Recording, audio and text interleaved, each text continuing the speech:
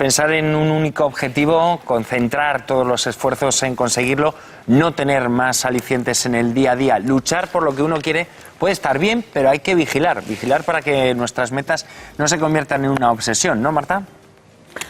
Desde luego, Juanjo, las obsesiones pueden aparecer en muchas esferas de la vida, con los estudios, el trabajo, con los amigos.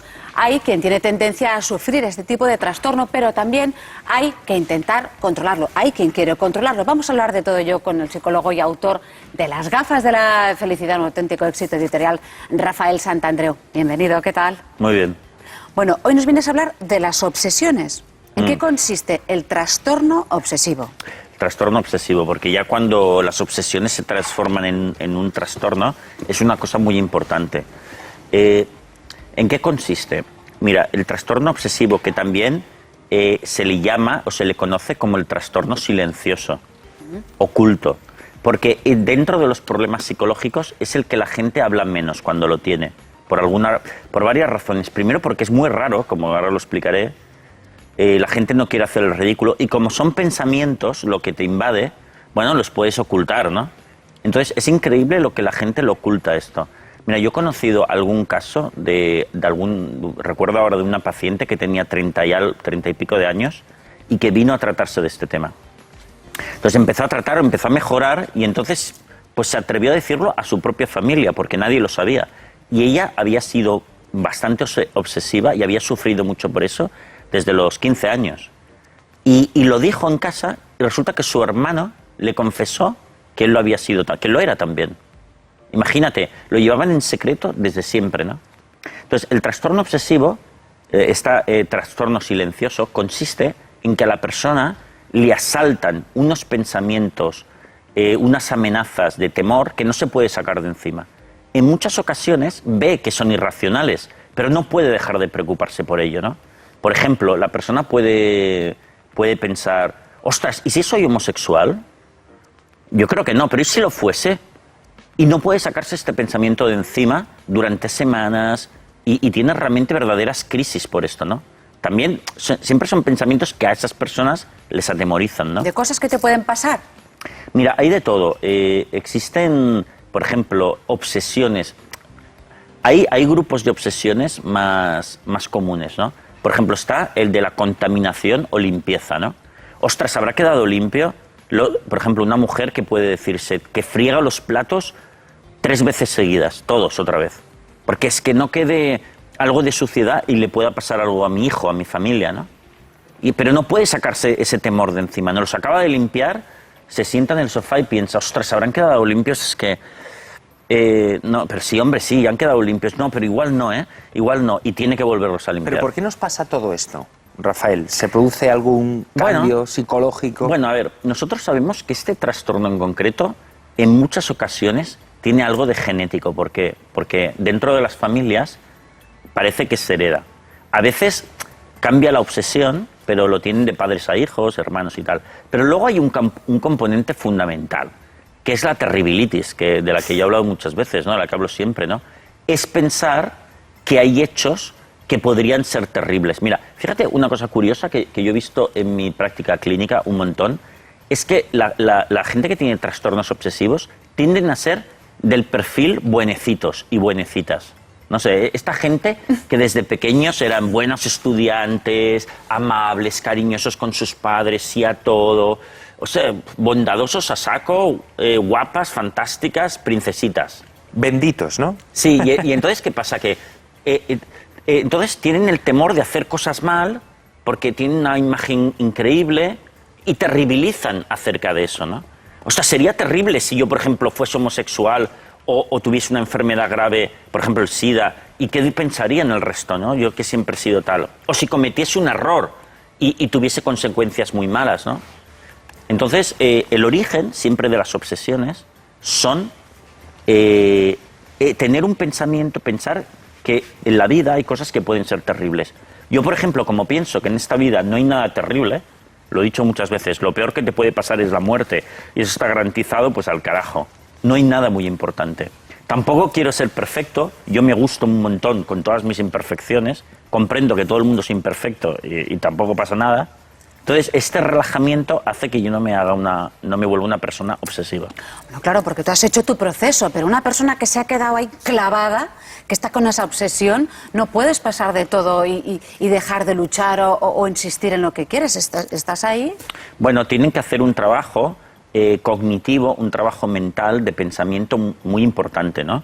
Y, por ejemplo, antes os decía el tema de la limpieza, ¿no? Pues tienen que, durante muchas sesiones, argumentarse a favor de que la suciedad no es tan mala. Incluso, te digo que un poco de suciedad es buena, porque los gérmenes producen anticuerpos. Si nosotros, por ejemplo, un niño lo crías en un ambiente de asepsia total, pues le estás perjudicando, porque no genera esos anticuerpos mínimos que le van a hacer ir por el mundo y no infectarse de cosas, ¿no? Por lo tanto, un poco de suciedad es buena, ¿no? Entonces, por otro lado, por ejemplo, los que tienen este temor a las infecciones o a las enfermedades, porque la hipocondría es un tipo de obsesión también. Otro de los temas que han de trabajar es que yo he hablado muchas veces aquí también, es de que la muerte, si me muriese, la muerte es buena. La muerte es un proceso normal de la vida, yo no le tengo ningún miedo. Yo paso en el sentido de la hora de mi muerte paso. Si me muero esta tarde, bienvenida sea. Es algo que yo no lo puedo dominar, no lo puedo controlar. Los creyentes dicen, es voluntad de Alá, cuando quiera Alá o cuando quiera Dios, ¿no? Si Dios quiere. Pero ¿cuáles serían, Rafael, los temas que más obsesionan?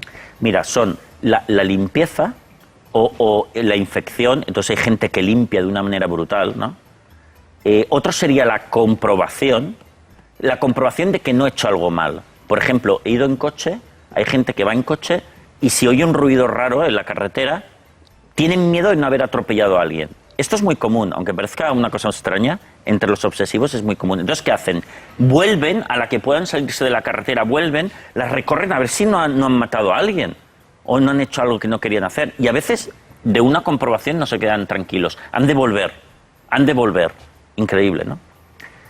Por ejemplo, he mencionado la limpieza, ¿eh? Sí. Por ejemplo, los que tienen la limpieza, una cosa clásica es que se tienen que duchar, por ejemplo, 3 o 4 veces al día.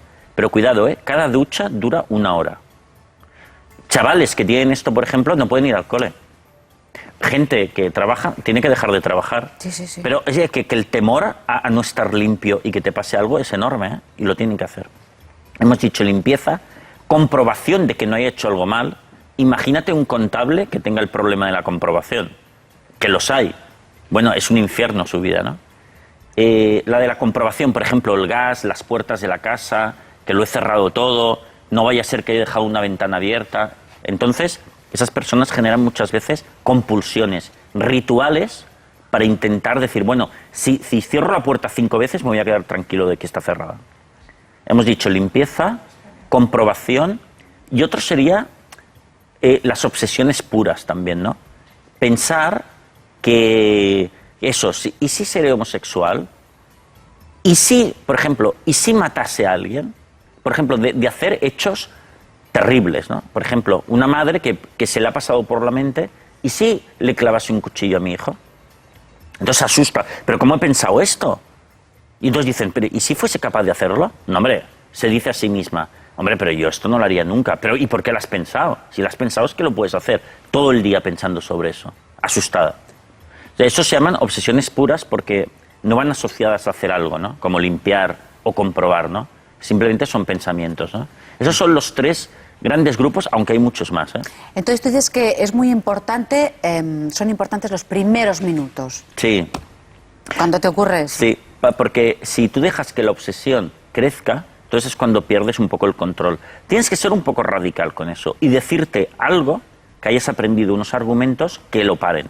Por ejemplo, a todos nos habrá pasado alguna vez que igual has dejado el coche en algún sitio y te has dicho, pero he cerrado la puerta del coche, lo he cerrado o la casa, ¿no? Entonces, si quieres parar la obsesión es decirte, mira, si lo roban, pero no me voy a obsesionar. Y me voy. Bueno, esa frase dicho justo en el principio te quita la obsesión. Luego vas con pruebas, efectivamente lo habías cerrado, ¿no? Pero, bueno, es mucho más importante a veces arriesgarse a eso que no tener una enfermedad. Por lo tanto, pero los primeros minutos es muy importante haber aprendido los argumentos que frenan las obsesiones. Hablando de otros comportamientos, ¿no? Tú dices, por ejemplo, que cuando estamos enfadados, a veces encontramos placer en ese enfado o en ese cabreo, ¿no? Entonces queremos seguir con el R que R, ¿no? Sí. ¿Eso también es obsesivo, querer estar permanentemente cabreado? Sí, claro. A veces nos cabreamos por una cuestión, ¿no? Nos enfadamos con alguien y no podemos sacarnos el enfado de encima, ¿verdad? Y incluso uno llega a un momento que dice, bueno, se da cuenta que llevas 3 horas pensando en el cabreo que tienes y dices, bueno, ya está, no quiero pensar más en este asunto, y no puedes quitártelo de encima. Sí, también es la forma de obsesión más suave que podemos tener las personas. Entonces, lo mismo que hemos dicho antes, arguméntate lo antes posible para sacarle importancia a ese hecho, con otros pensamientos que te hagan perder la importancia a eso, ¿no? Decir, bueno, podría prescindir de esto, no pasa nada. Pero es que mira lo que me ha hecho. Es decir, ¿cuál sería el planteamiento? Es decir, fíjate, fulano me ha hecho esto, hay que ver, hay que ver, hay que ver. Claro, primero tienes que detectar la creencia irracional que te hace obsesionarte. En este caso es, todo el mundo me debe tratar bien todo el tiempo. No lo puedo soportar que me hayan tratado mal. Entonces, lo que has de hacer es decirte, yo no necesito que todo el mundo me trate bien todo el tiempo. Si una vez al día una persona de mi entorno me tratase mal y eso fuese mi única adversidad en la vida, yo podría ser feliz. Háblanos de la técnica del peor escenario. ¿Cuál sería esa? Sí, la técnica del peor escenario consiste en que ante un temor pienses lo peor que te podría pasar y darte cuenta que eso lo podrías asumir también, ¿no? Por ejemplo, imagínate que el jefe te ha echado bronca un día y tú te has puesto muy nervioso porque has hecho mal una tarea y te ha echado bronca. Vale, ¿cuál es el peor escenario? O tienes, mejor otro ejemplo, tienes que presentar un informe y eso te pone muy nervioso, ¿no? Te pone, hostia, ¿y si lo hago mal? ¿Y si lo hago mal? Vale, ¿cuál es el peor escenario? Que lo haces fatal. Vamos a un peor escenario todavía, que todos los informes los haces mal en esa empresa a lo largo de tu vida. Bueno, ¿qué pasaría al final? Que te despiden. Te despiden. Vale, ¿sería eso el fin del mundo, la guerra nuclear, el fin de tus días? No. ¿Podrías cambiar de trabajo, dedicarte a otro sector, hacer otra cosa? Sí, podría hacerlo. Bueno, pues entonces el peor escenario, ponerte en el peor escenario y ver que eso lo podrías también dominar, te relaja. ¿Sabes cuál es el peor escenario ahora mismo? ¿Cuál? Que tenemos que terminar. Lo No podemos pasa nada, asumir. no Lo pasa podemos nada, asumir. Rafael. Es el peor Volvemos escenario. la semana que viene. Muchas gracias. Ha sido un Gracias, placer, Rafael. gracias.